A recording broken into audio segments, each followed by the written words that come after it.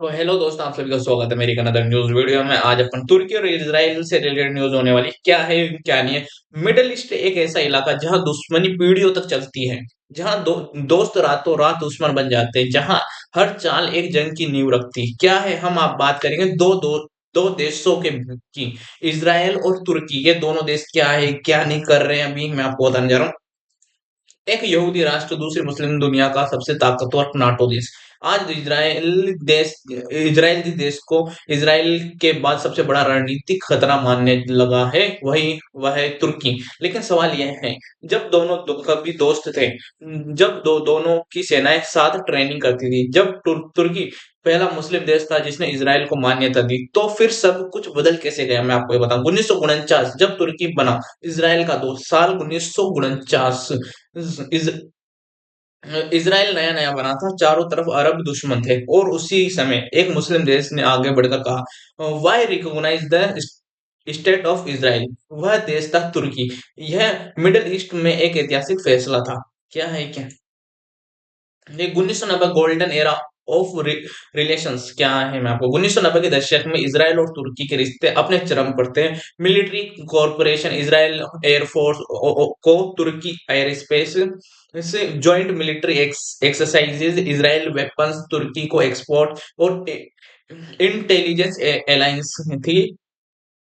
Most और MIT तुर्कीज intelligence, और सीरिया और IRAN ईरान पर शेयर्ड इंटेलिजेंस। उस दौर में तुर्की इजराइल का सबसे भरोसेमंद मुस्लिम एलाई था। लेकिन फिर आया एक बड़ा मोड़। क्या हुआ, मैं आपको बताता हूँ, ठीक है।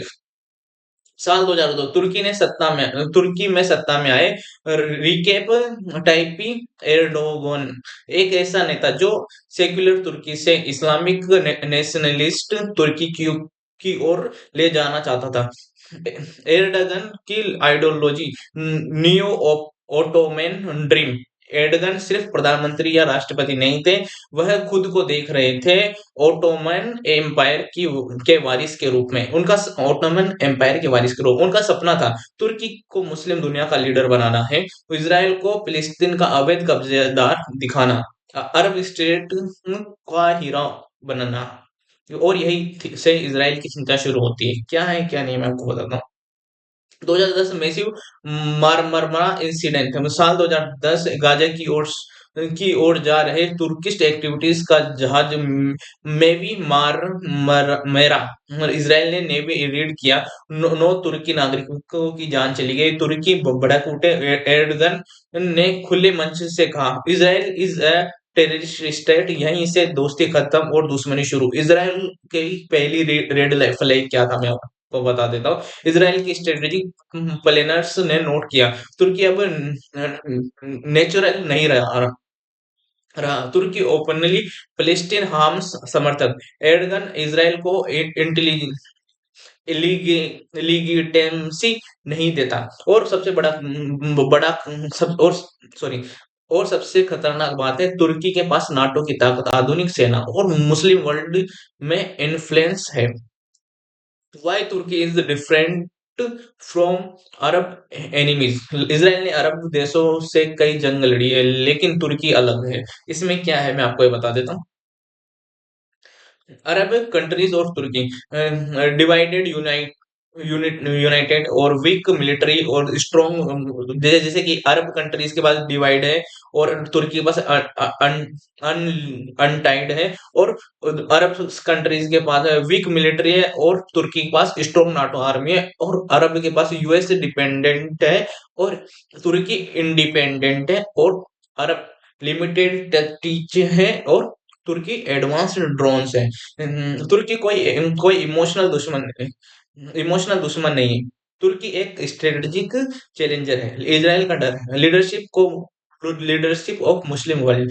एर्दोगन का लक्ष्य साफ है, इस सऊदी अरब को सिडिलैंड करना, ईरान को रिवाइल बनाना, और खुद को फिलिस्तीन का सबसे बड़ा रक्षक बनाना। अगर मुस्लिम वर्ल्ड तुर्की के पीछे खड़ा होता है, तो इसराइल डिप्लोमेटिक इस आइसोलेशन में जा सकता है, ठीक है।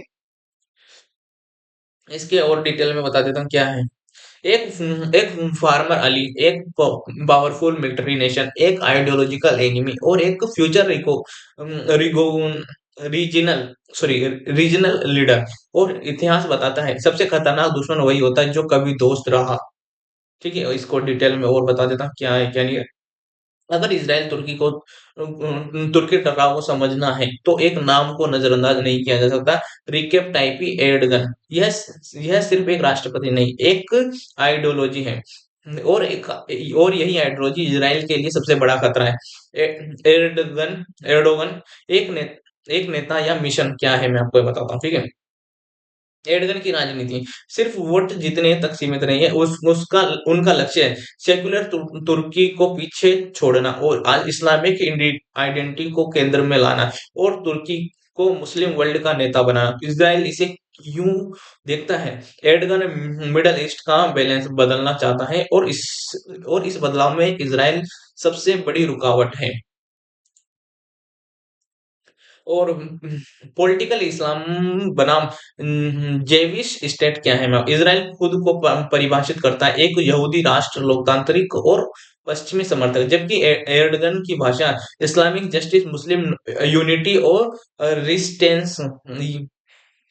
यह सिर्फ बयानबाजी नहीं, एर्डगन के भाषणों में बार बार और जनरल जेरूसलम, एआई, क्यूर्ड्स, गाजा, यूमाह और जो सॉरी जियोनिस्ट ऑपरेशंस, इन शब्दों का इस्तेमाल होता है। इजराइल के इंटेलिजेंस सर्कल इसे कहते हैं सॉफ्ट जिहाद थॉट पॉलिटिक्स। ठीक है।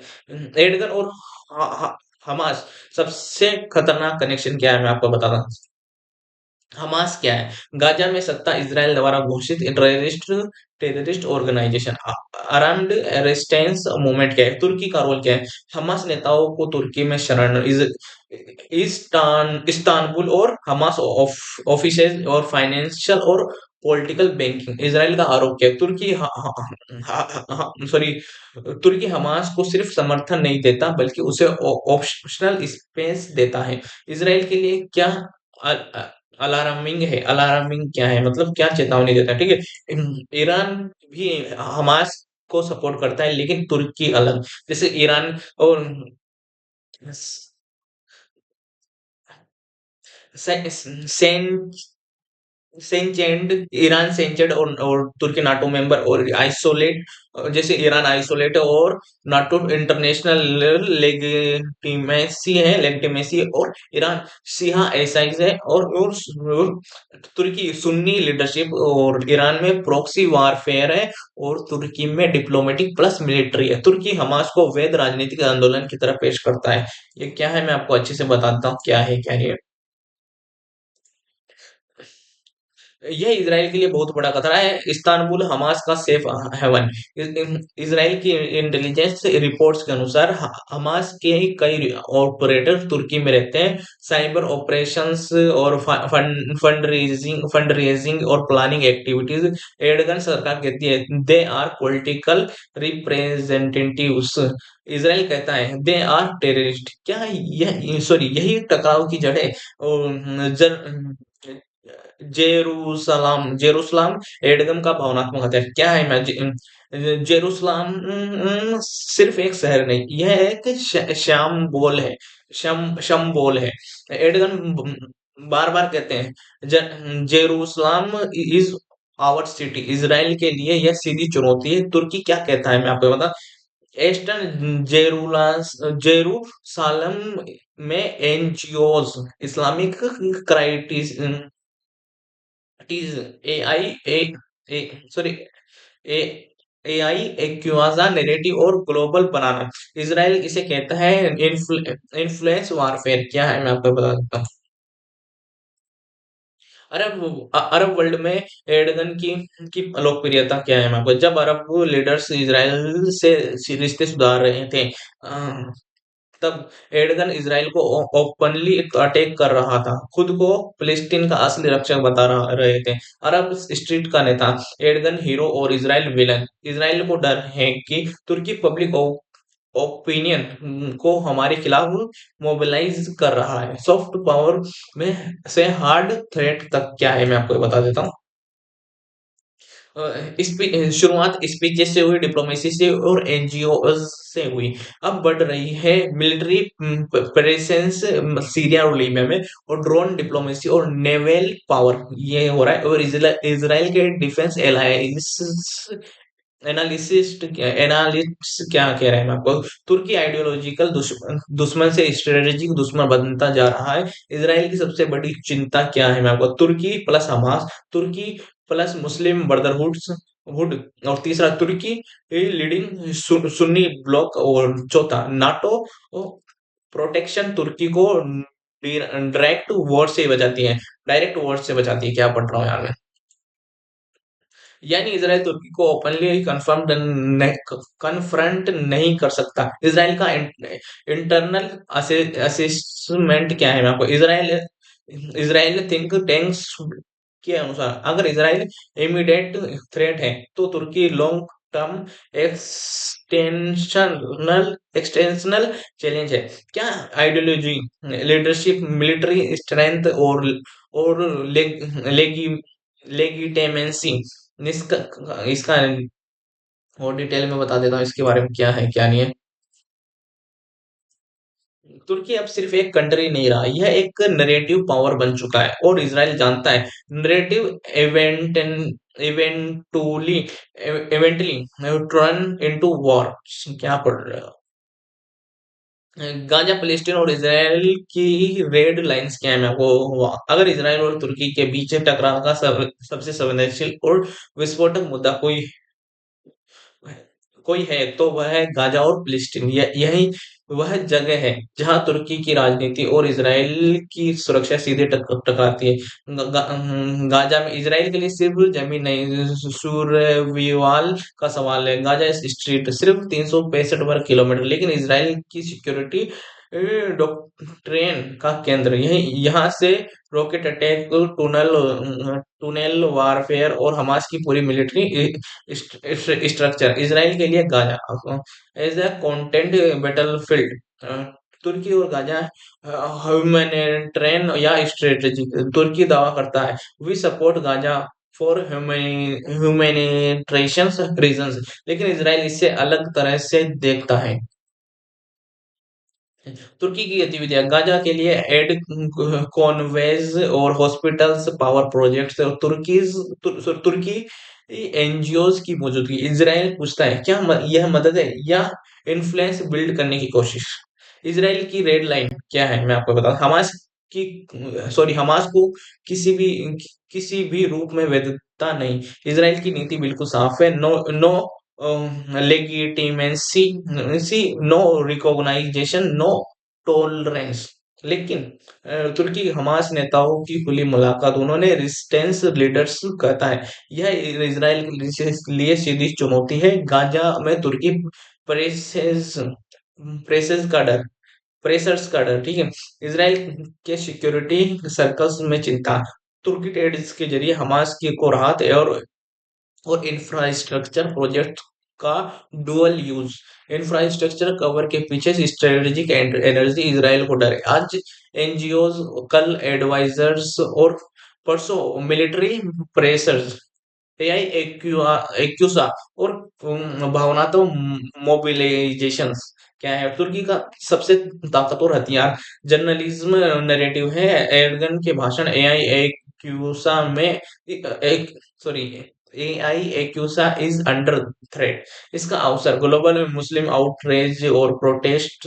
इसराइल की डिप्लोमेटिक इमेज को नुकसान। इसराइल इसे कहता है religious radicalisation thought foreign relationship. तुर्की बना अरब स्टेट्स। पहले अरब कंट्री से फिलिस्तीन की आवाज थे, अब यूएई, बाहरेन, मोरक्को, इसराइल के साथ रिलेशंस, सऊदी अरब और कुवैत एंगेजमेंट। इस वैक्यूम को तुर्की भरना चाहता है। ठीक है, तो ये थी आज की न्यूज। अगर आपको अच्छी लगे, like share subscribe and comment. वो और इसका थोड़ा सा निष्कर्ष आपको बता देता हूँ।